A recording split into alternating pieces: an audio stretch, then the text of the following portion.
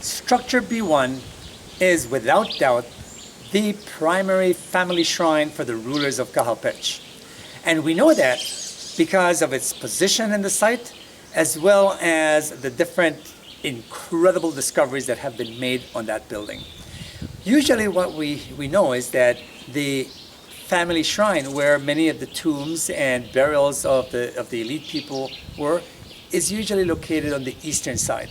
In the Belize River Valley where we are, this is often placed also in what we call Eastern Triadic shrines. So there's more than just one shrine. There are three of them. But B1 is the center, and it's the tallest, most impressive building of the Eastern Triadic shrine.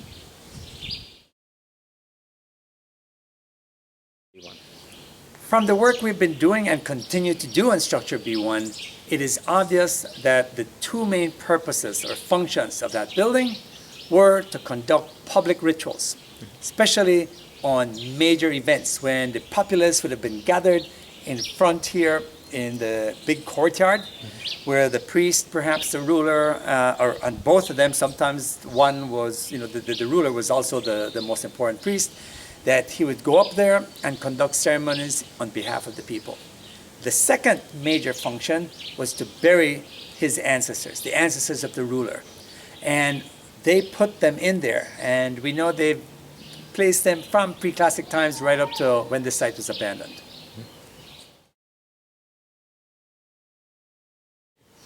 Our work presently indicates that Structure B1 underwent numerous phases of construction.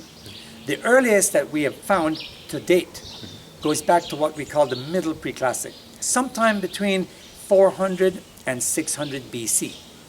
Then there are construction phases in the Late Preclassic, between about 400 BC, right up to about the first couple centuries after the birth of Christ. There are early Classic construction phases and late Classic phases. When you look at the work that we've done on Structure B1 and the conservation there, you're actually looking at two phases of construction.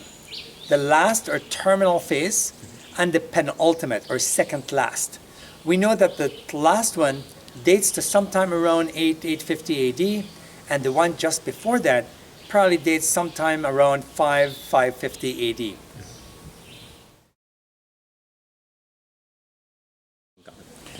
Before our work on Structure B1, we know that a couple people worked there.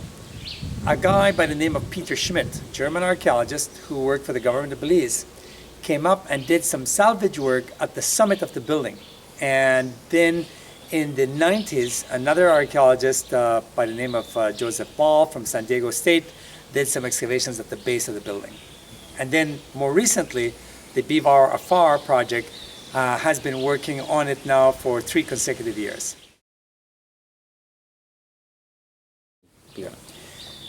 What our plan of action is at this point is to continue exposing the summit of the building. We keep also doing penetrating excavations to look for deposits that can help to date the architectural modifications, and also to give us a sense of all the rulers that were buried on the building. We're also continuing to do further exposing the northern and the southern triadic shrines so that we can also conserve them. And the end plan is that the 3 buildings will be bringing them back to life, making them look somewhat like they did in the past.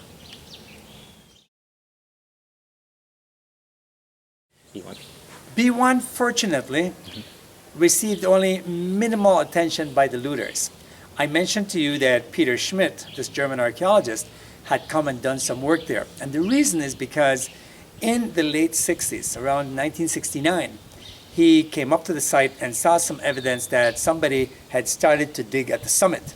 And so he decided, I'm going to come in here and make sure he excavates before they could continue. And he does so. And he found 2 burials, a terminal Classic burial and another Classic period tomb at the top there. Structure B1 has produced some of the most awesome burials at the site of Kahapech. And not just awesome because, of the quality of materials in there, but the fact that many of the objects that we have found in some of those burials are incredibly unique. We are right now at burial number 12, and it's likely that there could be some more. I mentioned that some of the objects are incredibly unique. Let me give you a couple examples. 2 summers ago, BVAR-AFAR project, we're digging up at the summit right next to where Peter Schmidt had excavated. And as we kept going down, we found this offering with 9 vessels and projectile points and a bunch of other things. And then we came up on top of the capstones of this tomb. There were 3 people buried in the tomb. And some of the objects there, unbelievable. Here are some of the unique things in there.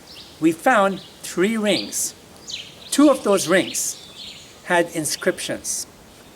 Nobody in the Maya world has ever found rings with inscriptions, hieroglyphic writing. Well, it just didn't have any inscription. It actually named the ruler, the owner of the ring. In addition to that, because it had the glyph for ring, which had never ever been identified, its major contribution was that it informed epigraphers, people who study Maya writing, the Maya hieroglyph for ring. Next to it, we also found this inkpot. Now, there are about 3 other inkpots known for the Maya area, actually 4. One is out of ceramic that was found in a tomb at Tikal. One was found in a burial, I think, at Dos Pilas, also in Guatemala. One is in a private collection in the US. Only the one in private collection still has some red pigment preserved. The one that we found at Cajalpech has not just red, but also yellow, black, and blue pigment, confirming that that object indeed functioned as an inkpot. We also found, the stylus that the Maya scribes used for writing in that tomb. And of course, there were all kinds of beautiful jade objects and beautiful pottery to go with it. So, again, just unbelievable contribution in terms of the uniqueness of some of the objects that were found on structure B1. We also found a couple tombs of the late Preclassic period. It's not every day that you find a late Preclassic tomb. We found 2. And they had, objects in there that help us to date them. I should also say that we found a fragment of a turtle's carapace, the turtle shell. And that too was carved and inscribed with the name of the ruler. So, I can't say enough about some of those discoveries on structure B1.